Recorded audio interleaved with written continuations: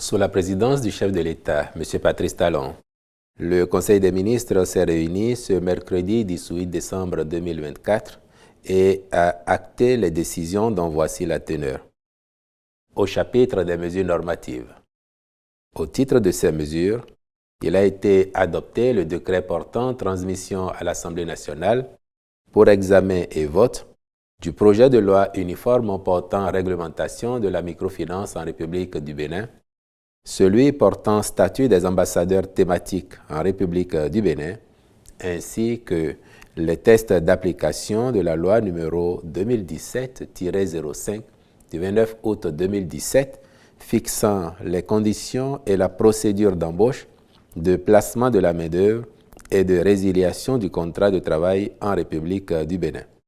Ceci se rapporte aux conditions et modalités d'emploi de la main-d'œuvre étrangère en République du Bénin, modalités de désignation des assesseurs et conditions d'exercice des fonctions d'assesseurs dans les juridictions du travail, modalités de répartition des produits des amendes réprimant les infractions à la législation du travail.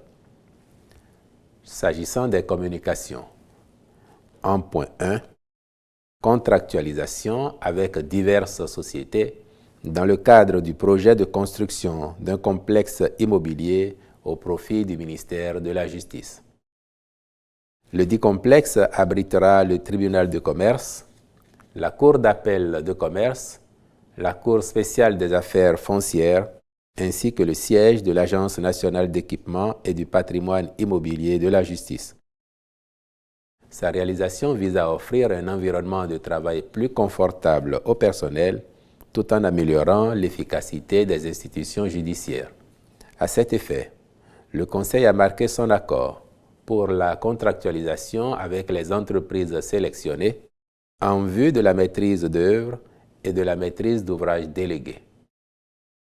En point 2, réalisation des travaux de voirie et d'assainissement et construction d'équipements socio-communautaires dans les communes d'Alada, Aplawe, Lokossa, Djougou, Kandi, Dassazoumé et Pobé.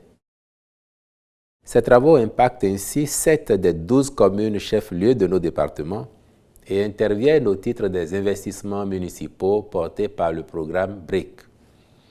Ils prennent en compte, dans la commune de Lokossa, 3,9 km de voirie à paver et assainir, 4,8 km d'ouvrages d'assainissement, 460 mètres linéaires de collecteurs d'assainissement. À Aplawe, ce sont 3,4 km d'aménagement de voirie principale et 1,2 km de bretelles, ainsi que 889 mètres linéaires de collecteurs d'assainissement à réaliser. Dans la commune de Kandi, il s'agit de l'assainissement et du pavage de 6 rues pour un linéaire total d'environ 3,9 km. En ce qui concerne Alada, 4,46 km de rues seront aménagées, pavées et assainis. S'y ajouteront 6,5 km d'ouvrages d'assainissement, la rénovation du marché Saint-Michel avec la construction de hangars, l'éclairage public et la plantation d'arbres. À Dassazoumé sont retenus des travaux de voirie et d'assainissement, la construction d'une gare routière et d'un parking gros porteur. S'agissant de Pobé, 3 km 507 de rues sont à paver et assainir, complétées par 5,5 km d'ouvrages d'assainissement, l'éclairage public et la plantation d'arbres, l'assainissement du marché et le pavage de ses voies d'accès sud et est, l'assainissement de la gare routière, la réhabilitation du hall IFA, l'aménagement de l'espace vert justant l'hôtel de ville, l'éclairage public et la plantation d'arbres. Enfin, dans la commune de Djougou, 2,6 km de voiries sont à paver et assainir, en plus de 991 mètres linéaires de collecteurs d'assainissement à construire. Les ministres concernés accompliront les diligences nécessaires à la formalisation des contrats de marché et veilleront à la bonne exécution des travaux. Enrayer le déclin de la biodiversité d'ici à 2030 dans plusieurs pays du monde, c'est l'idéal du projet BioDev 2030 mis en œuvre au Bénin par l'Union internationale pour la conservation de la nature, UCN, à travers le financement de l'Agence française de développement avec le partenariat de l'Expertise France. Cette seconde phase du projet vise à renforcer les actions mises en place pendant la première, tout en identifiant de nouvelles opportunités pour intégrer les instruments de politique publique sectorielle dans la gestion des écosystèmes au Bénin. La phase 1 de BioDev 2030 a montré au Bénin, mais aussi au Sénégal et en Guinée, les deux autres pays en Afrique de l'Est qui bénéficient de ce projet, que la biodiversité est menacée par des pratiques telles que l'agriculture intensive, l'exploitation des ressources naturelles et l'urbanisation. Aussi, cette phase 2 de BioDev 2030, au-delà des constats et des diagnostics, a pour objectif de passer à l'action. Et pour cela, mesdames, messieurs, il nous faut agir collectivement. Collectivement tant sur le plan des politiques publiques sectorielles que sur le plan de l'identification des pratiques productives innovantes qui concilient conservation de la biodiversité et développement économique. Ce projet BioDev phase 2 au Bénin, de par sa structuration, ses objectifs et son approche territoriale, appelle une collaboration renforcée entre tous les acteurs, que ce soit les acteurs du secteur public, les acteurs privés, les communautés locales et les partenaires techniques et financiers. Pour le chef de cabinet du directeur général des eaux, forêts et chasses, qui portait la voix du ministère de tutelle, le présent atelier national de lancement de la phase 2 du projet BioDev 2030, qui s'ouvre ce 12 février, revêt un caractère particulier pour l'administration forestière ainsi que pour le ministère du cadre de vie et des transports, chargé du développement durable et pour cause. Premièrement, le contexte mondial, comme vous en doutez, est marqué par des défis écologiques et de conservation de la biodiversité, comme en témoignent les débats passionnants et souvent houleux au COP sur la biodiversité. Deuxièmement, nous le savons très bien, et le représentant de l'UCN l'a su bien dit, l'agriculture et l'exploitation forestière incontrôlée mettent en péril la biodiversité. Troisièmement, les effets néfastes de la perte de la biodiversité se ressentent sur la santé des populations et sur leur sécurité alimentaire. Face à une telle situation, devons-nous rester inactifs? Refuser de subir, c'est passer à l'action. D'où la nécessité d'adopter des pratiques de production plus respectueuses de la nature et d'engager des actions concrètes pour inverser la tendance. Depuis 2019, l'Agence française de développement AFD place BioDev 2030 au cœur d'une dynamique inclusive avec les différents acteurs capables de concevoir ensemble des stratégies de transformation sectorielle. Encore une fois, l'AFD réaffirme son soutien indéfectible à accompagner la mise en œuvre de la phase 2 de ce projet. En accompagnant 15 pays, dont 12 en Afrique, la première phase de ce projet a renforcé le dialogue pour une meilleure intégration des enjeux écologiques dans les politiques publiques et les stratégies sectorielles. Le défi est grand, mais il est à la hauteur de l'urgence écologique à laquelle nous faisons face. Nous sommes convaincus que BioDev 2030, par son approche collaborative et sa capacité à mobiliser les acteurs clés, peut jouer un rôle fondamental dans la préservation de la biodiversité, tout en soutenant les trajectoires de développement plus durables. Nous comptons donc sur l'engagement de chacun d'entre nous pour faire de cette nouvelle phase un succès. Rappelons qu'en Afrique de l'Ouest, le projet BioDev 2030 est mis en œuvre au Bénin, au Sénégal et en Guinée-Conakry.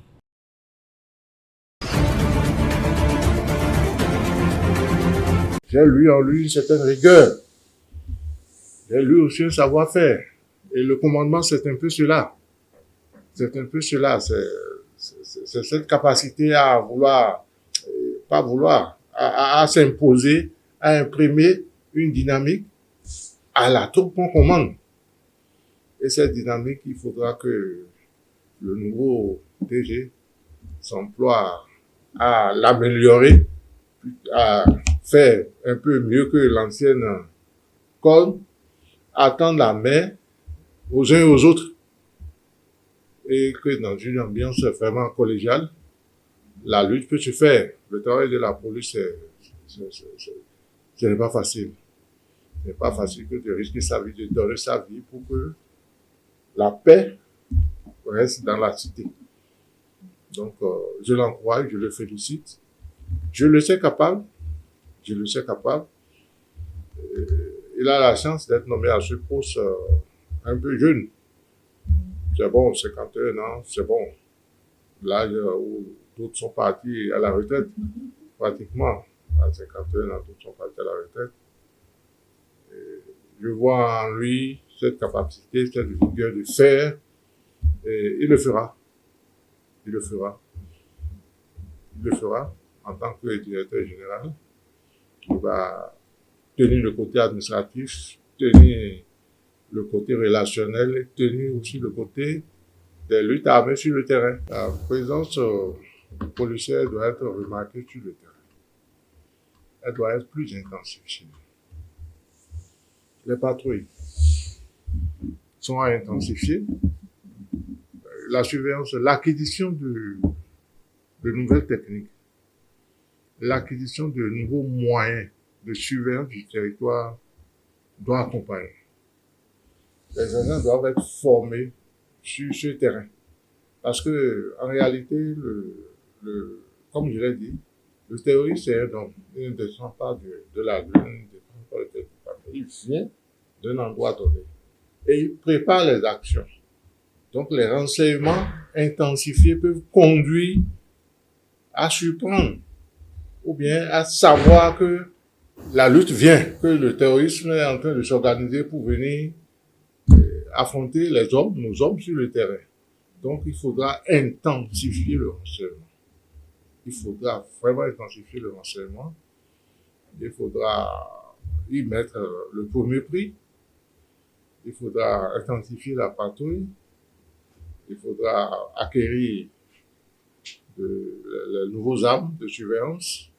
Et il faudra former, vraiment former.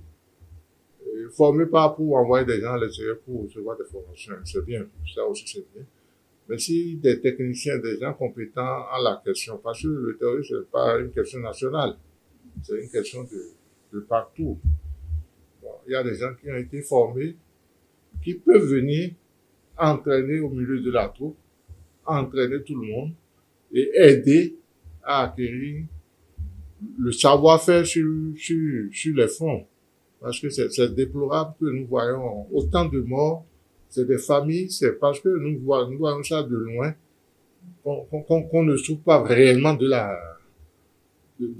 cette action. Ça fait mal. Ça fait mal, un monsieur qui, vous connaissez le salaire, qui pour un salaire va donner sa vie, il ne revient plus, il va au travail, il ne revient plus, les enfants deviennent orphelins, la femme devient veuve, tout ça là. Ce n'est pas facile. Le directeur de la police doit aussi faire revivre la loi sur le financement du terrorisme. Il faut que cette loi sorte des tiroirs et soit vulgarisée, que les gens connaissent, la population, les agents surtout. Parce que dans cette loi, par exemple, on demande au service de sécurité, de gardiennage, un certain nombre de choses qui contribuent à la lutte contre le financement du terrorisme. C'est un parcours qui force l'admiration. Mathieu Akpo incarne un véritable modèle de persévérance et de réussite. Ce jeune talent béninois a connu des débuts modestes, vendant de la tassie aux côtés de sa mère avant de percer dans l'univers du mannequinat. Mathieu a su croire en son potentiel. Aujourd'hui, il ne se contente plus de rêver, il vit son rêve. Son charisme et sa silhouette élégante lui ont permis de se faire repérer dans dans le monde du mannequinat. Sur les podiums des Fashion Weeks, dans les pages des magazines de mode et sur les campagnes publicitaires des grandes maisons, son visage s'impose avec prestance. Il collabore avec des maisons de haute couture de renom telles que Louis Vuitton, Loewe, Hermès. Son parcours est un témoignage puissant pour les jeunes qui doutent encore de leur potentiel. Malgré les obstacles, chaque rêve est atteignable avec foi, avec du travail, de la persévérance et une foi inébranlable en soi-même. Sur les réseaux sociaux, il partage son quotidien, ses expériences et son évolution avec une communauté grandissante. Le parcours de Mathieu Akpo illustre la force du travail et de la détermination. Son ascension rapide dans le monde du mannequinat témoigne du potentiel des talents béninois à briller au-delà des frontières nationales. En RDC, où des millions de personnes dépendent de l'aide étrangère pour survivre, un coup dur vient de frapper les ONG et les agences de l'ONU. L'administration Trump a suspendu son aide extérieure, mettant en péril les opérations humanitaires. En 2024, nous avons reçu 1,3 milliard de dollars, soit le montant le plus élevé jamais obtenu en RDC pour l'aide humanitaire. 910 millions de ce total proviennent des États-Unis, ce qui représente 70% du financement. C'est le plus haut pourcentage au monde en termes de contribution des États-Unis à un plan d'aide humanitaire. Malgré le soutien de donateurs, le gouvernement congolais devra s'impliquer activement pour répondre aux besoins de sa population et pallier un déficit de 910 millions de dollars.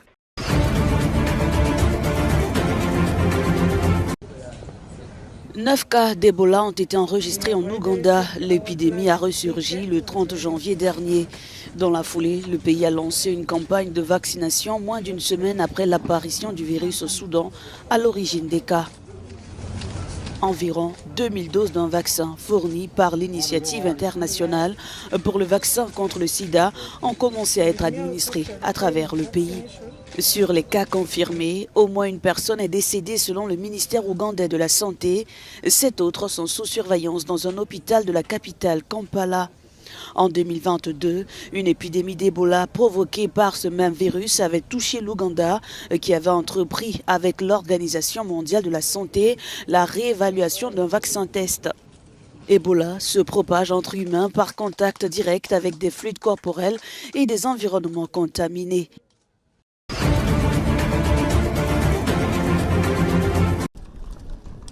À Evaton, au sud de Johannesburg, l'ONG Mtongeni distribue des colis alimentaires.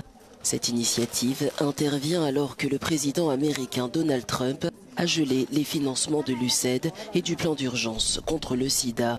Des centaines de patients sont menacés. Comment allons-nous faire? Qui va nous aider à faire face à cette crise? Sans cette aide, la vie ne sera pas facile. Rien ne sera comme avant. Sans ces financements, la continuité des traitements et des visites à domicile est compromise, mettant en danger la santé des patients sous traitement antirétroviral. Je serais soulagée si le président américain Donald Trump mettait fin à cette crise et rétablissait la situation. Je ne pense pas qu'il réalise à quel point ces financements nous aidaient, nous ainsi que les bénéficiaires. Si nous sommes ici, c'est grâce à eux, car ce sont eux qui sont les plus touchés. Sans ces patients, nous ne serions pas là. J'espère que la situation prendra fin pour que nous puissions continuer à servir la communauté. Dans ce contexte difficile, les autorités sud-africaines ont un rôle clé à jouer pour soutenir leurs citoyens et garantir leur bien-être.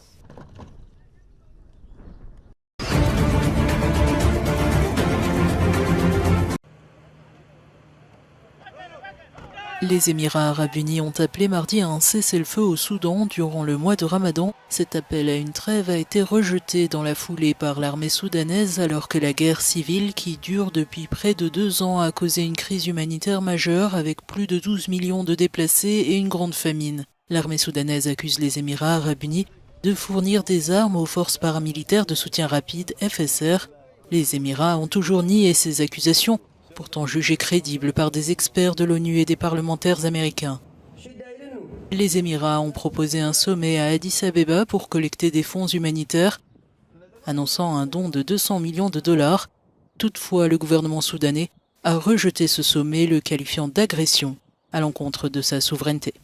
Les forces de soutien rapide sont actuellement engagées dans un assaut sur la ville d'El Fashir, dernier bastion de l'armée soudanaise dans la région du Darfour. En mai prochain, la famine devrait s'étendre à 5 autres régions du Darfour Nord selon les prévisions des agences de l'ONU, exacerbant encore la crise humanitaire dans cette zone déjà gravement touchée.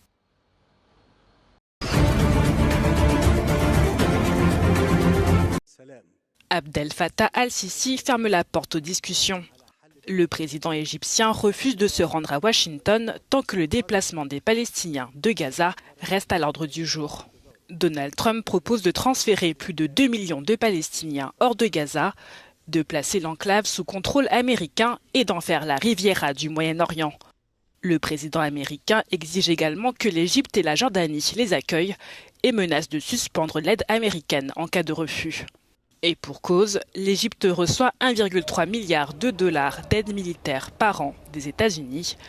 Mais les autorités égyptiennes refusent tout déplacement forcé des Palestiniens, estimant que cela mettrait en danger la stabilité du pays. Le ministre égyptien des Affaires étrangères, Bader Abdelhati, s'est rendu cette semaine à Washington. Son déplacement visait à éviter une visite présidentielle jugée trop risquée en raison des désaccords persistants sur le sujet.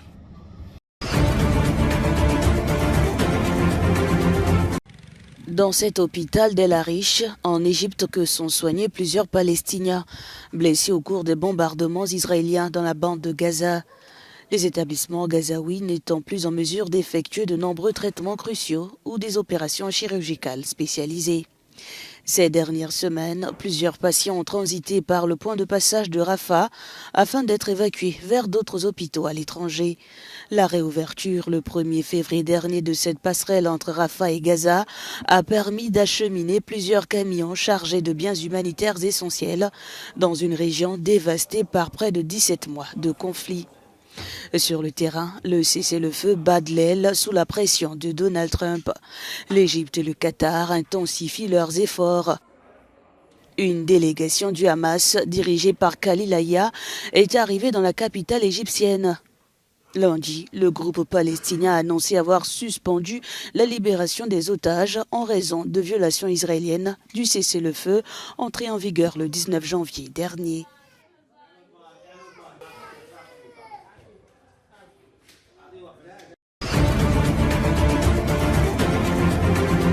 Donald Trump promet de taxer dès le 12 mars prochain l'acier et l'aluminium étrangers. Le président américain accuse la Chine d'exporter son acier vers les États-Unis via Mexico. Cette taxe de 25% touchera cependant même les pays qui bénéficiaient d'une exemption, notamment le Mexique. Se sentant menacés, l'Europe promet une riposte. J'ai déjà évoqué les tarifs douaniers américains qui menacent notre acier et l'aluminium. Si les États-Unis ne nous laissent pas d'autre choix, l'Union européenne réagira de manière unie. En tant que plus grand marché du monde, avec 450 millions de citoyens, nous avons le pouvoir de le faire. J'espère toutefois que nous serons épargnés par la mauvaise voie des tarifs douaniers et des contre-tarifs. En fin de compte, les guerres commerciales sont toujours synonymes de perte de prospérité pour les deux parties. Lors de son premier mandat, Donald Trump avait imposé des droits de douane de 25% sur l'acier et de 10% sur l'aluminium. Ces mesures avaient ensuite été levées pour beaucoup par lui-même.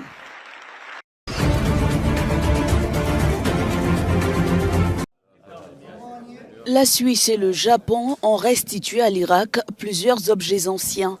Au cours d'une conférence de presse, le ministre des Affaires étrangères a dressé un inventaire de ces œuvres récupérées. Certains de ces objets, comme les peintures texturées, avaient été prêtés à une mission archéologique japonaise qui avait travaillé dans le pays dans les années 70. Nous commençons cette année avec la récupération de la statue du dieu du soleil, Maran Shamash, et de rares peintures murales du 8e siècle avant Jésus-Christ appartenant à la civilisation assyrienne, ainsi que plusieurs peintures texturées des grottes anciennes d'Altar Kabarla, empruntées par la mission japonaise travaillant dans ces grottes en 1975. Ces objets viennent de la Mésopotamie, une région historique du Proche-Orient considérée comme le berceau de la civilisation et située en grande partie sur le territoire de l'Irak. De nombreuses œuvres irakiennes avaient été pillées au cours de décennies de guerre et d'instabilité. La récupération de cet important patrimoine culturel est le résultat des efforts diplomatiques du ministère des Affaires étrangères et en particulier du département juridique, du personnel des ambassades de la République d'Irak à Tokyo et à Berne et des institutions concernées au Japon et en Suisse. En mai 2024, la Suisse avait restitué à l'Irak 2 grands reliefs assyriens datant du 8e siècle avant Jésus-Christ, provenant du site archéologique de Nimrud Kalou et un buste royal.